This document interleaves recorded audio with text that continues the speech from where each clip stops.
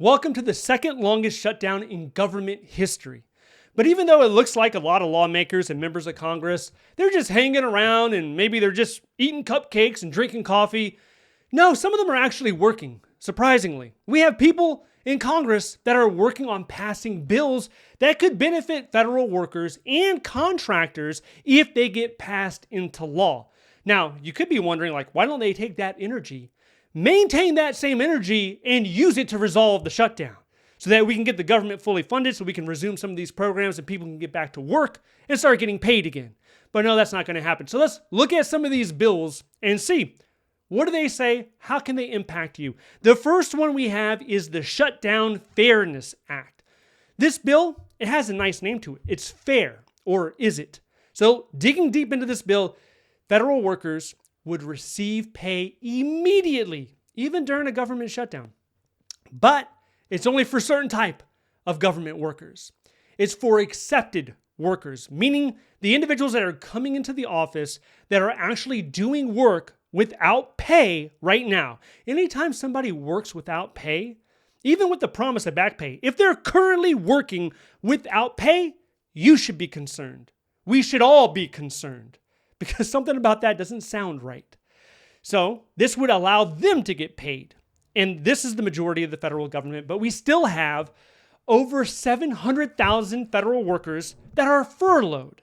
This would not impact them. They would not get paid. So this is the division on this issue. You have the Republicans saying, hey, we should pay people if they're working. But the furloughed people, no, they're just sitting at home. Forget about it. Let's not pay them right now. Maybe back pay, maybe. The administration has currently said that they might not even get back pay. So we don't know. It's a big question mark on that. I think it's going to happen. But for everyone else, I think it's a question mark, right? So will this bill get passed? I would put it at probably 40, 45%, something like that. It could go either way. It's better than what we're dealing with right now. I do believe the furlough workers should also get paid. It's of no fault of their own. It's because of political failure. It's not because of performance. It's not because of profit or anything like that. Anyway, next one we got is the fair pay for federal contractors. This one would ensure back pay to our contractors. Now, they're really targeting the low income, the low wage earners. So specifically like janitors, security workers, food workers, people that earn, I would say, less than $65,000 a year, because the back pay here would equate to about $1,400 a week or $5,700 a month. So it's really trying to target the individuals that live paycheck to paycheck. And the reasoning here is the same reason that we believe federal workers should get back pay. It's of no fault that this government is shut down. It is a political failure. Some people, they still don't understand that. I think this one probably has a low chance of passing. It's really supported by the Democrats, and we know they don't really have the leverage. They just don't have the leverage right now. Okay. The next one is the popular No Budget, No Pay Act. It might not be popular with Congress, but it's probably popular with you, because this means that if the government shuts down, then members of Congress stop getting paid. It's a novel concept. It's a fresh idea. Now, you would think this is an intuitive idea. Obviously, if you fail at your job, maybe you shouldn't get paid.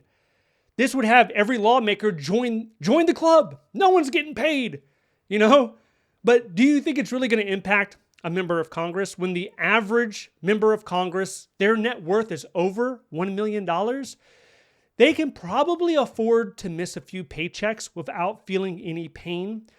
But there have been bills, surprisingly, just like this, that have died in Congress. For some reason, there's no political support to back a bill like this. This is an easy win for Congress.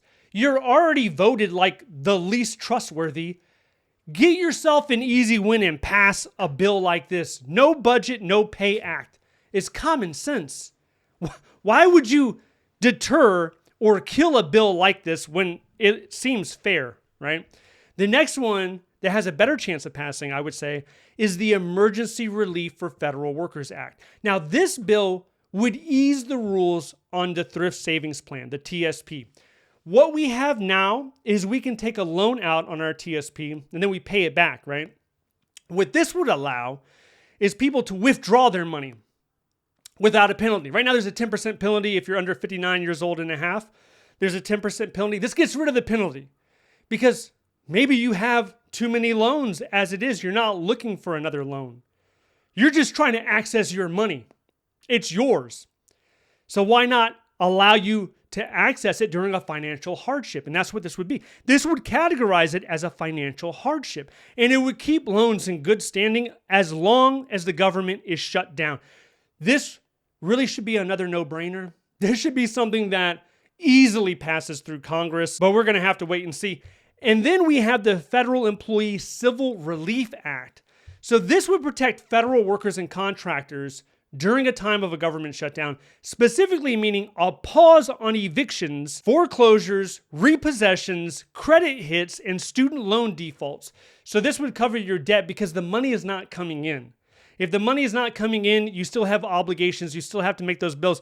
So this would prevent you from losing shelter during a time where you really didn't have a choice. I mean, it's not, you didn't elect for the government to shut down, did you?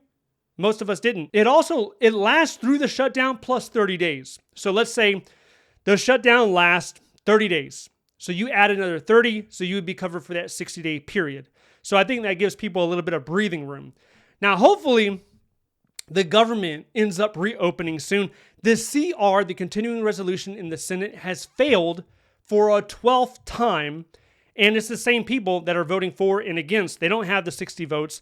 But what we do have, for some reason, is we have senators that are giving 20-hour speeches. 22-hour speeches. Who's listening to that? I don't think anyone's really listening to a 22-hour speech. It is a lot of, I would say, political theater, because what are you hoping to resolve with a 22-hour speech? We need lawmakers to talk to each other, not just talk to emptiness. I mean, the House is basically empty and they're just talking. But we do have some people that think the shutdown could be over as soon as next week, right before November 1st, because November 1st, that's another pay period for the service members. Even if it's not resolved, the service members, the war fighters, the military members, they're probably still going to find a way to pay those individuals. So while these bills might not get passed into law to make an impact to federal workers that are working and they're struggling right now, to include contractors, it might not do anything for them, but it would be there for the next government shutdown. And if you've been around for a while, you know it's only a matter of time before we relive all of this. The government gets shut down again. Could happen in this administration. I don't think that would shock anybody. So it could help people in another year. You know, another situation where they're dealing with a shutdown. So I think these bills are good to watch, and hopefully most of them get passed, especially the ones where Congress member doesn't get paid. Because I think just even if it doesn't make a big impact, on principle, that one should pass. In addition to all of that, if you find yourself in a situation where you're trying to leave your federal job, or maybe even your defense contracting job, you probably have to you have to update your resume, you have to start applying again and all of that. A lot of times, it's hard to be seen during the job search. So people look at certificates as a viable option to get an edge. But the problem with all of that is there are companies that are willing to take hundreds, if not thousands of your dollars in order to give you a piece of paper, a certificate. But why pay for those certificates if you can get them for free? You can access courses completely free, and you can earn certificates completely free, and then you can put them on your resume, or then you have something to talk about in the interview about how you've been maintaining your edge or how you've been trying to seek self-improvement. There's a way to do that. So if you want to know a solid way to start earning free certificates, I want you to check this video out next. Stay updated by signing up to the free newsletter down below. Thank you so much for watching, and I will see you in the next one.